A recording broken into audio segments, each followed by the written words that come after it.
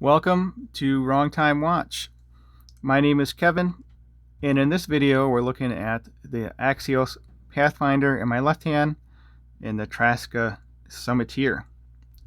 So the Traska has the charcoal black dial and the Axios has the slate gray dial. With the Pathfinder you can get, I believe it's 6 or 8 different dial colors, and then the Summiteer is 3 colors. There's the charcoal black, there's the midnight blue, and I think the third one is sage green or woodland green or something like that. But anyway, these are the two watches that I have, the two variations of these two watches. Price point on the Summiteer is $550 and the Pathfinder is $329. So the Summiteer is one of my favorite watches, so may not be a totally unbiased comparison here, but I do own both of these watches, so I spent my own money on them. I can say what I want about them, I guess. They both are 316L stainless steel. Both have the signed crown here, but the Summiteer has a hardened coating applied for scratch resistance. And this is the latest version, and it has the full articulating links. The previous version, which I still do have as well, that middle link there is fixed. But very nice 3-link bracelet here with a nice taper. So let's talk about the Axios first. We'll go over the dimensions. Well, first we can talk about weight. 147 grams on the Axios. And the Traska is 119 grams. So yes, this is a big, chunky, heavy watch.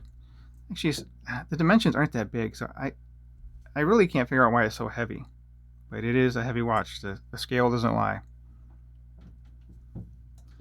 So with that out of the way, let's just look at this one individually. We have a mixture of brushed and polished surfaces.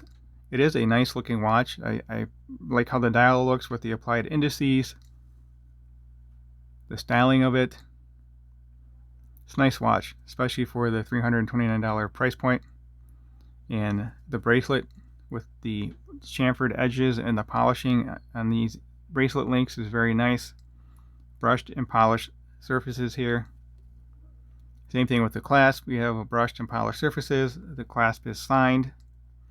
And this is a solid bracelet, solid end links, solid links. Female end link there.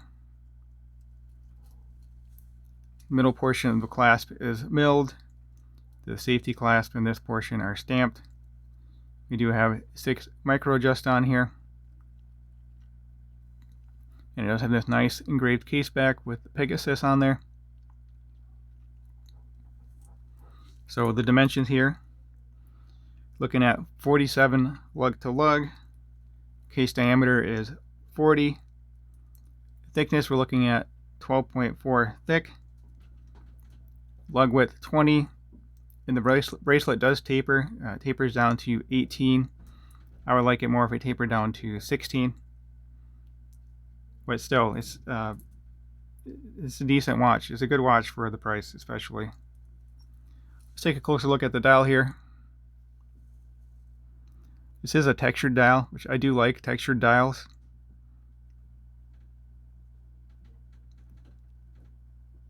And those applied indices are very nice.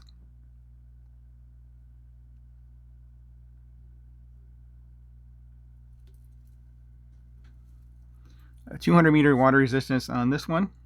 And the crown size is 6.2. It does have a flat sapphire crystal with AR coating applied to the underside. And the loom is C3X1 loom. So let's take a look at the Traska now.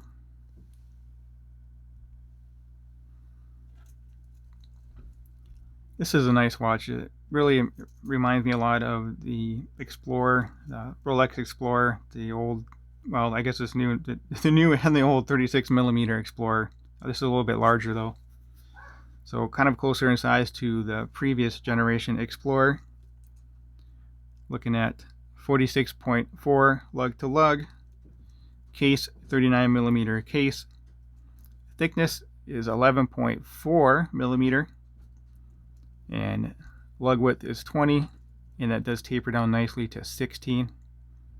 So it wears really well on wrist. Lightweight also helps with that, and the smoothness of the case. Overall, I really like this watch. Crown size, 6.3 millimeter crown, and well, we'll mention the weight again, 119 grams. So this has a boxed dome sapphire crystal with AR coating. It does look cool, but the legibility does suffer a little bit, at least for me. If you get some distortion on the edge of it here. I've really come to prefer a flat sapphire crystal. The previous generation has a flat sapphire crystal. And there is AR coating applied to the underside, and this one is rated to 100 meter water resistance versus 200 on the Axios Pathfinder. And lastly, we have BGW9 lume applied to the hands and the indices. From what I remember, the lume is pretty good on this, so I think this will outshine the Pathfinder. Oh yes, so when you talk about the bracelet, solid end links, female end links, so it wears very well on wrist. It does have the screw pins, and these are larger screw pins. The Axios has smaller screw pins. I prefer a little bit larger screw. Makes it a little easier to size.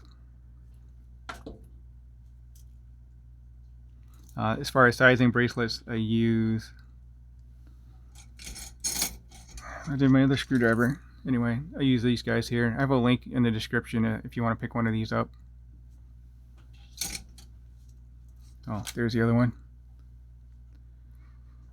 I would get the yellow one over the green one. This green one, the tip is a little thinner, and it twisted on me. But anyway, enough of that.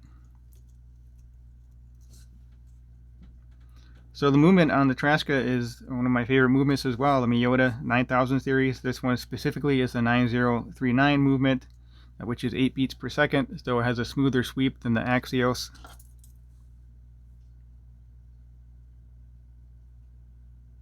So that's more Rolex-like.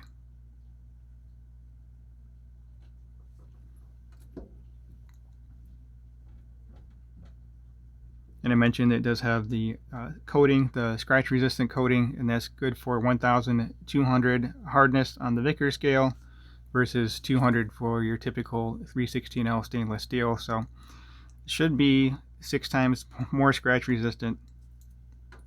I'm not sure if it exactly works like that, but it is a harder coating for sure.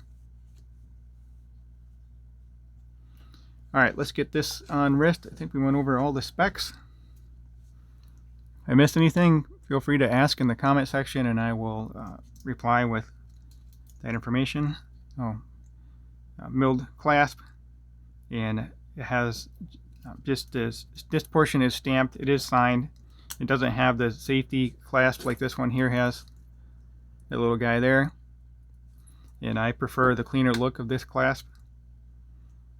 Dual pushers is definitely secure enough for me, and it has 4 micro adjusts, so the clasp is a little bit smaller, sleeker.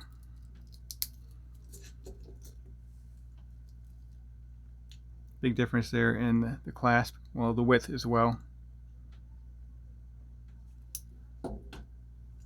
But we are talking $550 versus $329, so that's $220 more.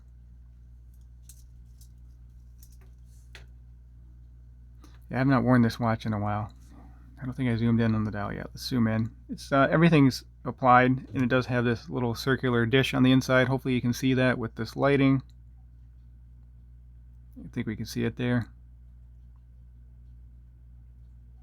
It's a nice touch to have that little dished out area. Not totally necessary, but it does add a little bit of not quite texture, but a little bit something extra to the dial there.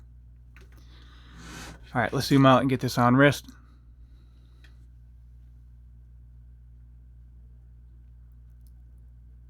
Let's try that again. Oops, didn't mean to go that far. Anyway, we'll try the far out shot first. Yeah, this thing is, it's great. Sorry about that. This thing is just great on my wrist. might have to wear this for the rest of the day.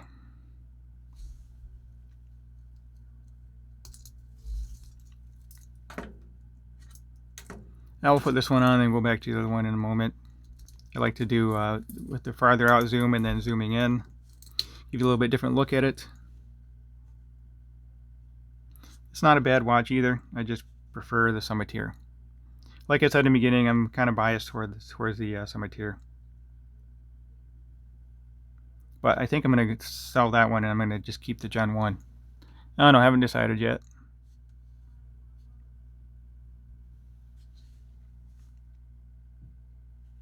Let me know your preference on both of these two watches. The weight on this one's a little perplexing. I don't know why it's so heavy.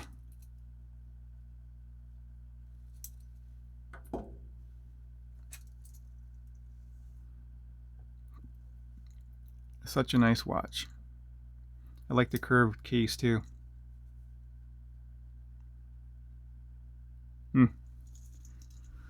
Still thinking about Gen 1 versus Gen 2 Summiteer. Anyway, here we are zoomed in.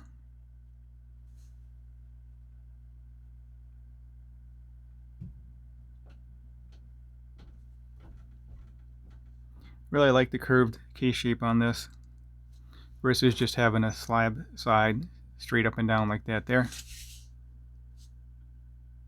I like the curviness of that case there. Alright, let's pause the video and we can check out the lume. I'm assuming this one will be brighter, but we'll find out in a moment here. Before we get there, if you could please hit that subscribe button if you're not already subscribed. Like the video and leave a comment below and I will reply to your comment. Alright, let's pause the video. Alright, so of course on the left we have the Axios Pathfinder, and on the right we have the Traska Summiteer. So it looks like my assumption was incorrect. The Axios does have a better lume than the Summiteer. So Axios has that C3X1 lume, and the Summiteer is BGW9.